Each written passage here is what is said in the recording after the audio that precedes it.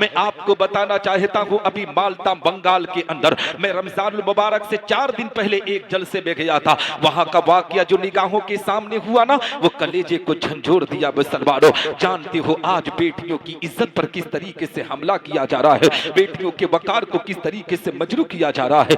जानते हो बलदाल के जलसे में मालदा डिस्ट्रिक्ट में मैं गया था ना, वहां जिस कमरे में मुझे आराम करने के लिए कहा गया था, जिस घर में मैं कमरे में आराम कर रहा था, मैंने अचानक देखा एक 65 से 70 साल की ज़ईफा आती है, एक खातून लाठी के सहारे आती है। मैंने जब एक ज़ईफा को देखा ना, एक खातून को देखा, अपने बिस्तर से उठकर उस माँ को सलाम किया। माँ ने पूछा था, बेटा तुम कहाँ से आए हो?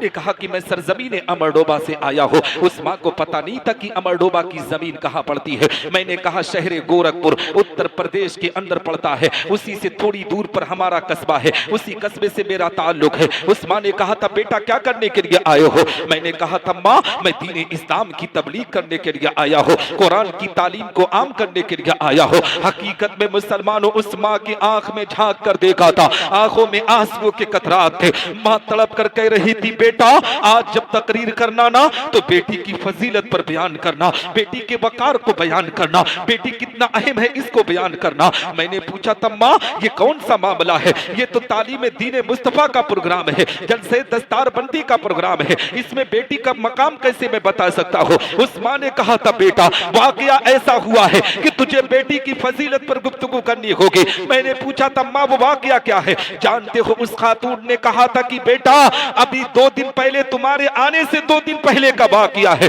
मेरी बेटी का रिश्ता देखने के लिए कुछ मेहमान आने वाले थे। जैसे ही मुझे पता चला ना कि दूसरे दिन मेहमान आने वाले हैं, मैं अपनी बेटी के साथ कमरे में सोने के लिए गई थी। बेटा मैं तो बिस्तर पर चली गई ना, मेरी बेटी भी बिस्तर पर गई है, मगर पूरी रात करवटें बदलती रही, बिस्तर से उठ जाती थी, कभी आईने के सामने अपने चेहरे को देखती थी, कभी अपनी आंख को निहारती थी, कभी अपने लिबास को देखती थी। ए बेटा पूरी रात उसे अपने आप में सुकून ना था। मौला की बारगाह में आंखों में आंसुओं के कतरात को लेकर यही दुआ करती थी, अल्लाह आने वाला मालूम नहीं कैसा होगा, आने वाला मुझे पसंद करेगा कि नहीं, ये मेरी इज्जत पर हमला करके जाएगा। हकीकत में मानो उस खातून ने कहा था, बेटा दूसरा दिन जैसे हुआ है ना, हमने उनके खाने का एहतमाम किया, पानी पीने का एहतमाम किया, उसके बाद रिश्तेदार आए, खाना खाए, पानी पिए, फिर हमारे घर से चले गए। फोन करके कहते हैं कि आपकी बेटी खूबसूरती में माशा अल्लाह है, उसकी सीरत व किरदार माशा अल्लाह है,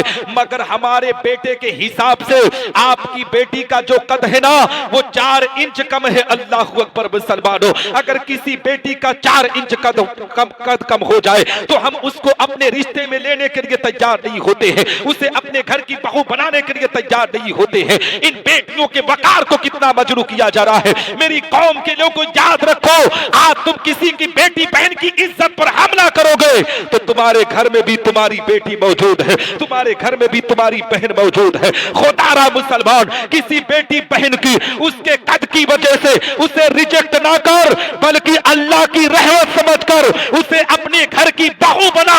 दावे के साथ कहता हूं, अल्लाह उसके कदम की बरकत से तेरे घर से बलाओं को दूर फरमाकर रहमत नूर की बारिश।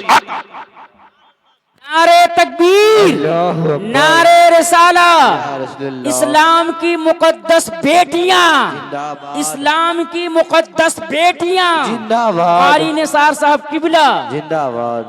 है ना? सही बोल रहा हूं ना? थके नहीं है ना? सुनेंगे थोड़ी देर? कितना देर सुनेंगे? 5 मिनट, 10 मिनट, कितना सुनेंगे? हाँ तो 10-20 मिनट तो जरूर बोलूंगा, ठीक है हजरत मोहतरम, क्योंकि मैं हजरत से बार बार कह रहा था कि मेरी तकरीर शुरू करा दें, है ना? मैं जानता हूं, मैं पूरे मुल्क में जाता हूं दीन की तबलीग करने के लिए। मुकर्रिर खुसूसी मतलब दुनिया का सबसे बड़ा बेवकूफ। क्या? दुनिया का सबसे बड़ा बेवकूफ। हाँ होता है, हाँ हजरत, क्योंकि अभी मैं 5 नवंबर को भी यही झुलनीपुर के जलसे में आया था, मेन खतीब में। जब मैं लास्ट में पहुंचा ना तो यही मजमा था, ठीक है? मैं जानता हूँ माहौल, ठीक है? हाँ अल्लाह सब पर करम की बारिश अता फरमाए, सब पर रहमत नूर की बारिश अता फरमाए। सुनेंगे ना थोड़ी देर? सुनेंगे? हाँ। और मैं बताऊं ना, जलसा कितनी मेहनत से होता है। अकेले में मौलाना गुलाम गौस से मिल लीजिएगा, मौलाना मकसूद साहब से मिल लीजिएगा, यहाँ के मुंतजमीन से मिल लीजिएगा ना, जलसा बड़ी मेहनत से होता है, ठीक है? और ये लोग खून पसीना एक बहाते हैं, घर घर जाकर, नगर नगर, डगर डगर जाकर एक एक रुपया इकट्ठा करते हैं कि कौम की इस्लाह के लिए कोई प्लेटफॉर्म तैयार किया जाए। और ये कौम इतनी बदबख्त हो चुकी है, ना मिलाद में बैठेगी ना मस्जिद में बैठेगी। इस कौम को जानते हो क्या चाहिए? इस कौम को अपने आप में पार्टी बंदी करना इनकी जिंदगी का मकसद हो चुका है। चाय की दुकानों पर बैठकर अपनी इज्जतों को नीलाम करना इनका मकसद हो चुका है। किसी मुसलमान के पास जब कोई काम नहीं रहता है ना, तो चंद मुसलमान इकट्ठा होकर चाय की दुकान पर 5 रुपया की चाय लेकर 4-4 घंटा उसके तख्त को तोड़ना उनकी जिंदगी का मकसद हो जाता है।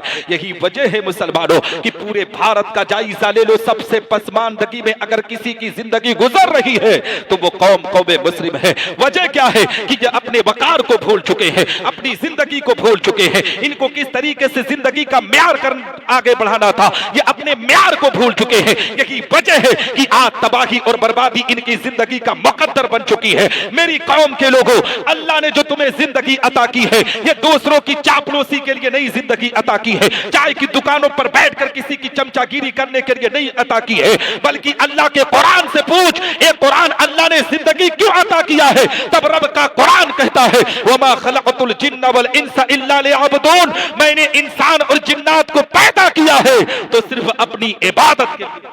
नारे तकबीर, नारे रिसाला, उलमाए अहले सुन्नत है ना हजरत मोहतरम। अब मैं आपको बताना चाहता हूँ, इन बेटियों की जिंदगी पर कुर्बान जाओ मुसलमानों। अपने मदरसे की तामीर और तरक्की के लिए अपना कदम बढ़ाते रहो। जानते हो मदरसा दीन का किला होता है। मदरसे जिस दिन बंद हो गए ना, हमारी तालीम पर हमला कर दिया जाएगा, हमारे वकार को मजरू कर दिया जाएगा। मदरसे की तालीम से इंसान की इंसानियत संवरती है। मदरसे की तालीम से बाप का मकाम पहचाना जाता है। मदरसे की तालीम से माँ की ममता पहचानी जाती है। लेकिन इन बहनों को भी पैगाम देना चाहता हूँ, इन माओं को भी पैगाम देना चाहता हूँ। मेरी माओ, जिंदगी अल्लाह ने जो मुख्तसर सी अता की है, इस जिंदगी को अपने आप में इधर उधर अपनी जिंदगी को बर्बाद ना करो। आज जानती हो अल्लाह ने तुम्हें जो जिंदगी अता की है, ये किसी और की देन नहीं है, ये किसी और का सदका नहीं है, ये मेरे आका पैगंबर इस्लाम का सदका है। जानते हो जब नबी दुनिया में तशरीफ ना लाए थे तो इन बेटियों को जिंदा जमीन में तरगोर किया जाता था,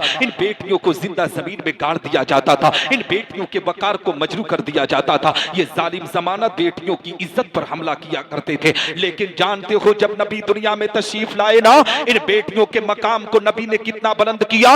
नबी ने सहाबा से इरशाद फरमाया, मेरे प्यारे सहाबा, जिस घर में बेटी पैदा हुई गोया उस घर में अल्लाह की रहमत का नुज़ूल हुआ। हकीकत में मुसलमानों, इन बेटियों के मकाम को किसने बुलंद किया है? मैं इन बेटियों की जिंदगी को बताना चाहता हूँ। नबी ने इरशाद फरमाया, मेरे प्यारे सहाबा, यही बेटी जब किसी मर्द के निकाह में पड़ती है ना, तो मर्द के लिए सबसे बड़ी नेमत हो जाया करती है। और जानते हो मुसलमानों, नबी आखिरुज़ ज़माने इनके मकाम को कितना बुलंद किया है, इनके दर्जे को कितना ऊंचा किया है। नबी इरशाद फरमाते, मेरे प्यारे सहाबा, अगर वही बेटी जब माँ के दर्जे पे पहुंचती है ना, तो रब तबारक व तआला दुनिया में उनके कदमों के नीचे जन्नत अता।